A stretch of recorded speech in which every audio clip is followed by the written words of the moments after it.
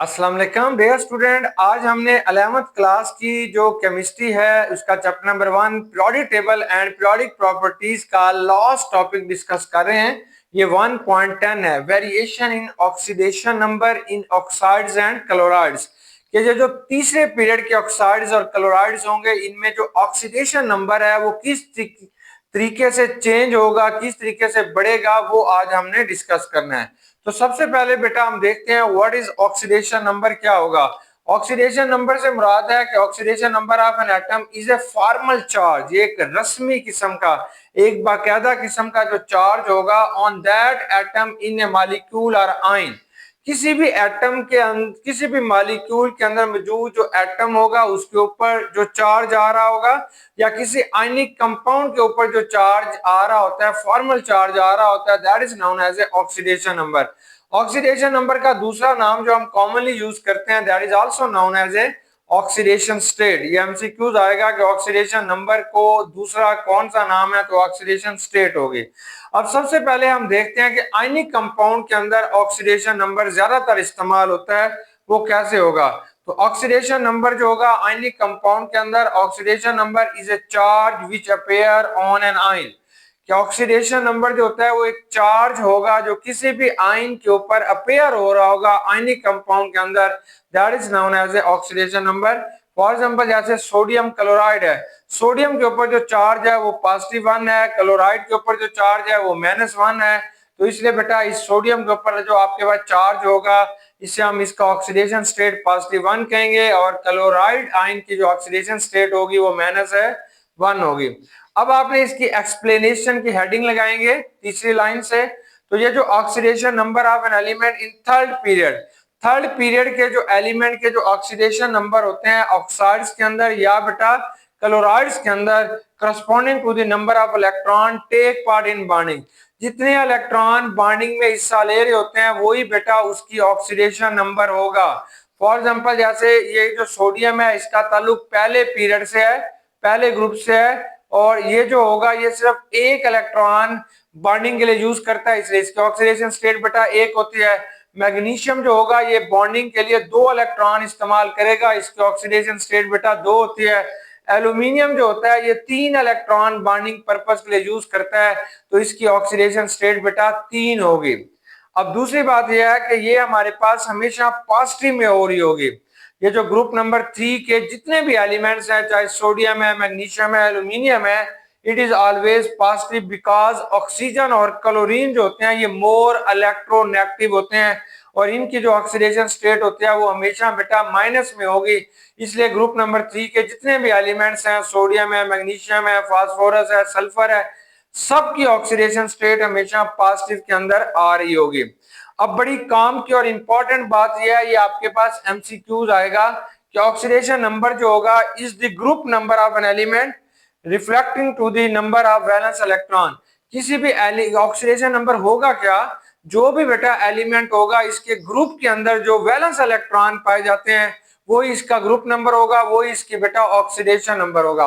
देखिए जैसे आपके पास सोडियम है, इसका ग्रुप नंबर 1 है क्योंकि इसके वैलेंस इलेक्ट्रॉन जो होता है वो 1 पाया जाता है, तो इसलिए इसकी ऑक्सीडेशन स्टेट भी बेटा 1 है। मैग्नीशियम का जो ग्रुप नंबर है वो 2 है क्योंकि इसके वैलेंस इलेक्ट्रॉन में, वैलेंस शेल के अंदर 2 इलेक्ट्रॉन पाए जाते हैं, इसके 2 वैलेंस इलेक्ट्रॉन है, इसलिए हम कहते हैं इसका ऑक्सीडेशन स्टेट भी बच्चों 2 होगी।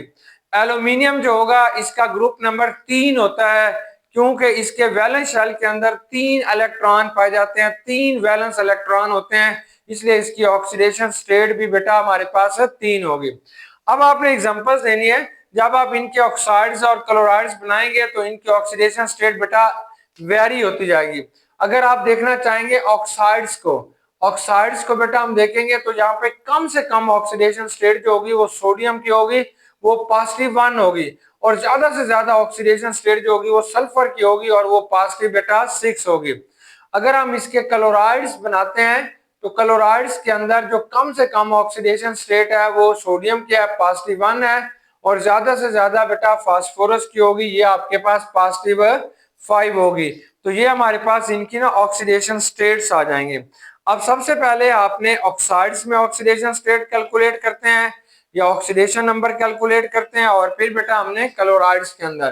तो ये आपके पास ना एलिमेंट आएंगे, ग्रुप 3 के एलिमेंट क्या होते हैं वो आपने बताने हैं। ये एलिमेंट है, पहला एलिमेंट जो होगा ये सोडियम होगा, आप इसे याद करेंगे नामग अल, ये नामग अल सिप्सिकल, सिप्सिकल, ये सिप्सिकल है। अब बेटा ये क्लोरीन है, क्लोरीन की उसने यहाँ पे ऑक्सीडेशन स्टेट निकाली नहीं है, वेरिएबल है, हम निकालेंगे यहाँ पे। अब आपने इनके ना ऑक्साइड्स बना लेने हैं, ये एलिमेंट है बेटा, अब हम इनके जो बना लेते हैं वो ऑक्साइड्स बनाते हैं, सब के ऑक्साइड्स, ये जो आपको नजर आ रहे हैं ग्रुप 3 के एलिमेंट, इनके आप ऑक्साइड्स बनाएंगे। अब ये जो सोडियम होता है इसके साथ एक ऑक्सीजन लगाएंगे, ये N2O बनेगा, सोडियम ऑक्साइड। ये बेटा मैग्नीशियम ऑक्साइड बनेगा, ये Al2O3 बनेगा, एल्यूमिनियम ऑक्साइड। ये सिलिकॉन डाइऑक्साइड बन जाएगा, ये P2O5 बन जाएगा, या आपने P4O10 भी होता है, या इसी को क्योंकि इसका आपने डायमंड की शक्ल में लिखते हैं तो इसलिए बेटा आप इसे P4O10 भी कहते हैं, या बच्चों आपने P4O6 भी इसका नाम होगा। सल्फर का जो आप लेंगे तो ये बेटा आपके पास ना SO2 आएगा। क्लोरीन की वेरिएबल ऑक्सीडेशन स्टेट्स होती हैं, ClO2 भी होता है, Cl2O7 भी होता है, इस तरीके से। अब आपने ये ऑक्साइड्स बना लिए, अब बेटा आपने इनके ऑक्सीडेशन नंबर लिखते हैं कि इनका ऑक्सीडेशन नंबर क्या होगा, ऑक्सीडेशन नंबर या ऑक्सीडेशन स्टेट इनकी क्या होगी वो अब हमने कैलकुलेट करनी है। तो आपने एक बात याद रखनी है कि ये जो सोडियम, ये जो ऑक्सीजन होगा इसकी ऑक्सीडेशन स्टेट हमेशा -1 होगी। जहां पे भी आपको सोडियम, जहां पे भी आपको सॉरी ऑक्सीजन नजर आएगा वहां पे बेटा आपने -2 लिख देने। अब आप देखते हैं कि इसमें सोडियम ऑक्साइड में सोडियम की ऑक्सीडेशन स्टेट क्या है, तो इसको निकालने का तरीका यह है कि यहाँ पे 2 सोडियम है तो आपने 2 सोडियम लिख देंगे प्लस ऑक्सीजन लिखेंगे, दैट इज इक्वल टू 0। अब ये बेटा 2Na आ जाएगा, आपको पता है ऑक्सीजन की ऑक्सीडेशन स्टेट -2 होगी, बराबर है 0, तो ये आपके पास आएगा 2Na, ये उधर जाके पॉजिटिव हो जाएगा, जमा 2। अब बेटा आप लिखेंगे Na जमा 2 बटा 2 के बराबर है +1। तो आपने बताना है यहाँ पे सोडियम की जो ऑक्सीडेशन स्टेट है वो +1 आ रही है।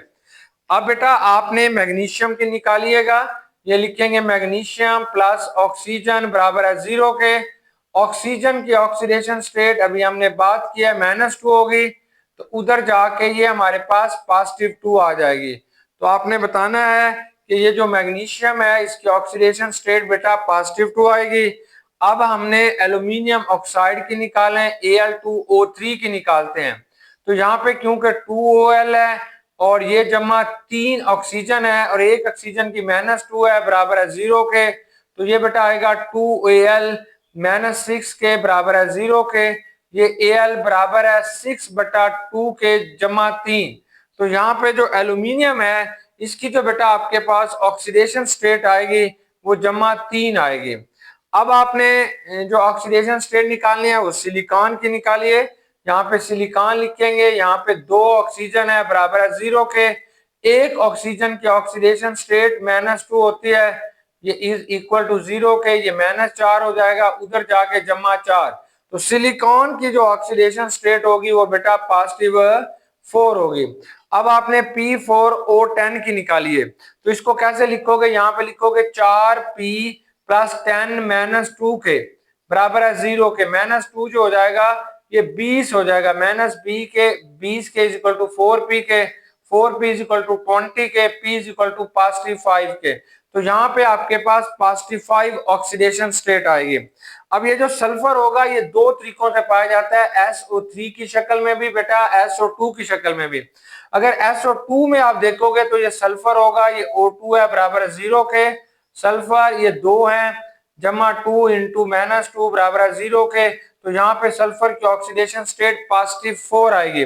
यहाँ पे देखोगे 3 को 2 से जरब दोगे 6, तो यहाँ पे सल्फर की बेटा ऑक्सीडेशन स्टेट जो होगी वो +6 होगी। तो हमने देखा है कि यहाँ पे ये जो हमारे पास ऑक्साइड्स हैं इनमें कम से कम ऑक्सीडेशन स्टेट जो है वो सोडियम की है, वो +1 है, और ज्यादा से ज्यादा ऑक्सीडेशन स्टेट जो है वो सल्फर की है और वो बेटा +6 हमारे पास आ रही है।